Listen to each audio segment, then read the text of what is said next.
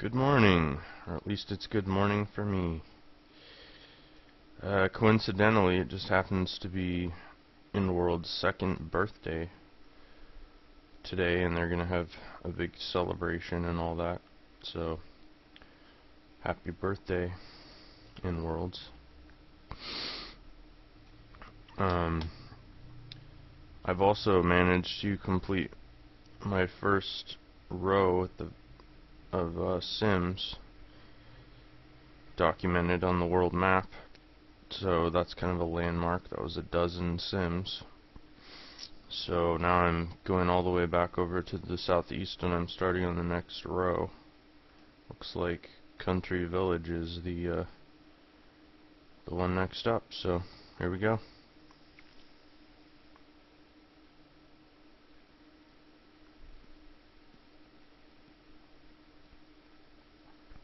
I've had to switch viewers a whole bunch. I started out using the original, like the official InWorldz viewer. I got really bad performance with that. I don't know why. Then I switched to Hippo, and I like that viewer.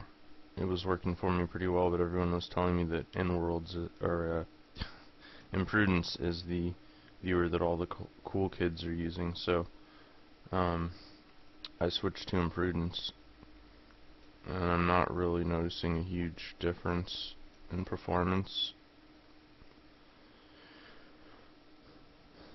Although it does seem to take a while for everything to load, which I wasn't really having an issue with Hippo.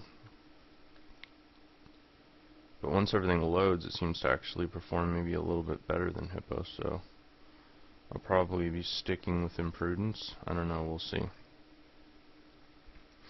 For those who don't know, a viewer is just like, it's analogous to a browser for InWorldz. So like, you know, you got, with internet browsers, you got Firefox and Chrome and Opera, etc.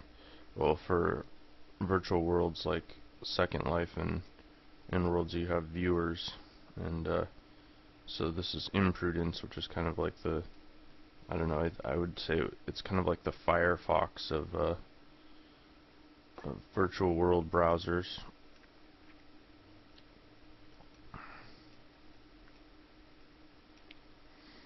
I mean, it has an insane number of options that you can configure.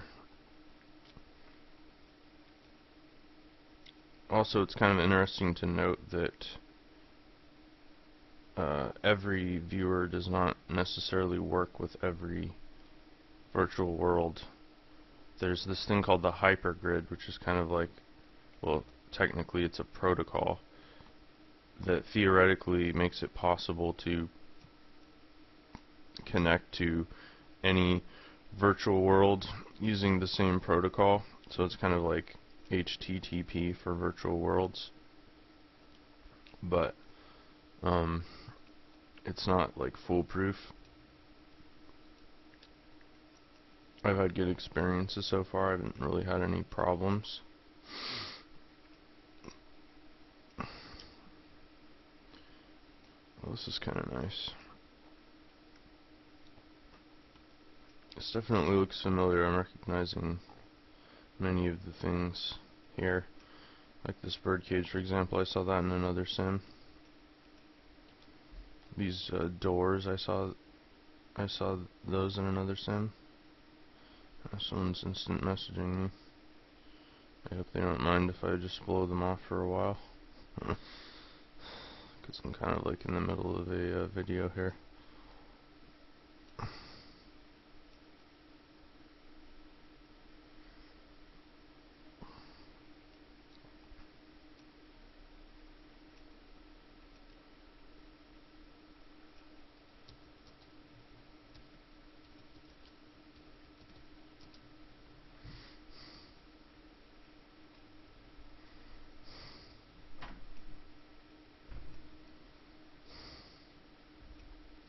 So yeah, I've basically seen this exact build before. One of the InWorldz main guys is giving me a a landmark to the birthday celebration, I believe. He's probably just doing that to everyone on his friends list systematically. What the devil are these things? Oh, they're parrots. Wow. Yeah, they look more like butterflies from a distance. Kind of interesting.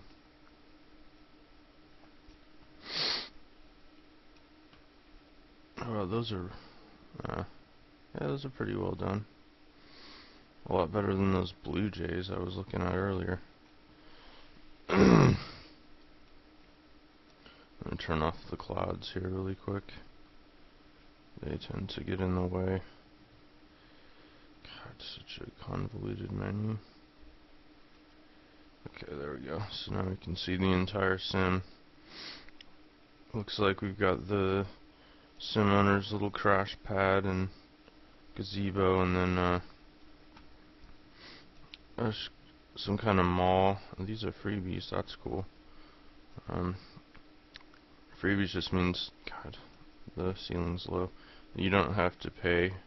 That you can just come in and take whatever you like, which is cool because not a lot of people do that. Although most of the time what happens is designers like basically make a lot of stuff and they sell some of it, some doesn't sell, and they usually just, things aren't selling, they make those freebies, and that's a good way to like promote your shop and stuff with like basically no risk, since you're not really losing any money. Although most of the time if things are freebies it's because they're crap basically, and in which case you're kinda not exactly promoting yourself in the best possible way. But not all freebies are crap. So anyway, it looks like there's some kind of a saloon type thing in here that's designed to match the other building on the land. And then here's like a mall. Looks like this is sort of the main complex. I think I'm actually going to go down there and explore it first person. God, parrots everywhere.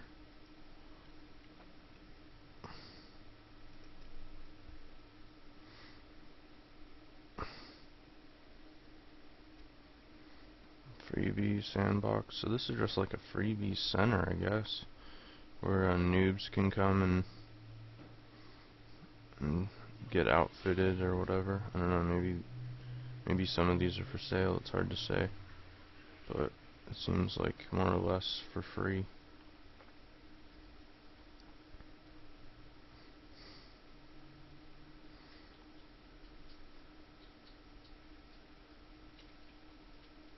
Why does this keep popping up?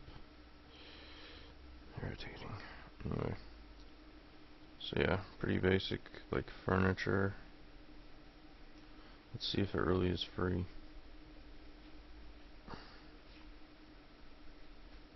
Just locked up on me for reasons unknown. 500? No, this is for sale, so this isn't for free. This is 500 Izzy's. So what is that? 500? That's like $1 maybe? $1.25. I'm not sure, the conversion rate's a little bit foggy for me since I'm used to Linden's.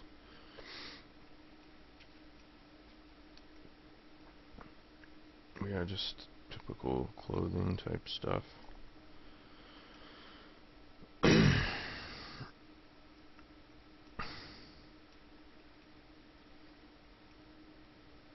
This is all just like mind-boggling to me that it's possible for, I mean, I don't even think designer is really an appropriate word, but you know, the people who basically sell clothing that they've created in virtual worlds, like it's mind-boggling to me that people basically come and buy stuff, and like I can't even get that at all. I mean, yeah, I don't understand Avatar like wanting to have a new outfit all the time and stuff like that.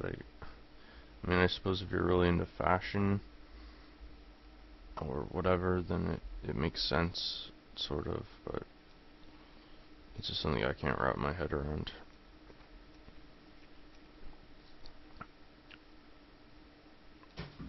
So here we just have a whole bunch of like primitive objects and so forth. Nothing really too exciting, just typical kind of things that you see all the time. Like this fountain, for example.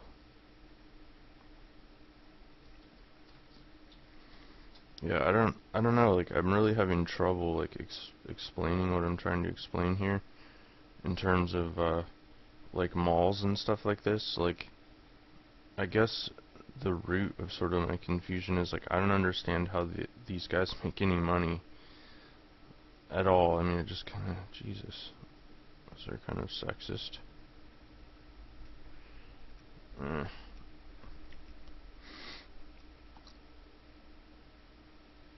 mean, yeah, it's hard for me to imagine people coming into a mall like this and buying a bunch of stuff. And it's even harder for me to imagine a whole bunch of people coming and buying stuff like enough to justify the amount of money that is basically invested in having the space. Because obviously these people are paying something to rent out these mall shops and basically hosting their creations. And of course there's a huge amount of time and energy that's put into setting up everything. I mean, someone has to build all this stuff, someone has to configure it all. So it's not like it just does itself. Oh, this is cool.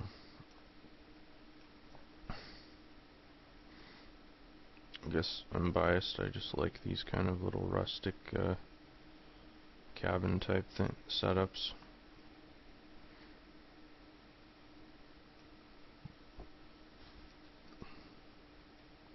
Sculpties always massively slow down my performance. Like basically anytime I'm looking at stuff here and suddenly the screen just locks up, I'm getting like 1 frame per second and basically the viewer isn't even responding. That's because a bunch of sculpties are loading. That's pretty much my conclusion anyway from what I've been just gradually analyzing over the course of visiting all these sims. So yeah, let's see. The space is for rent. Click the box for information. Let's see how much these spaces are earning for. Oh, God, come on.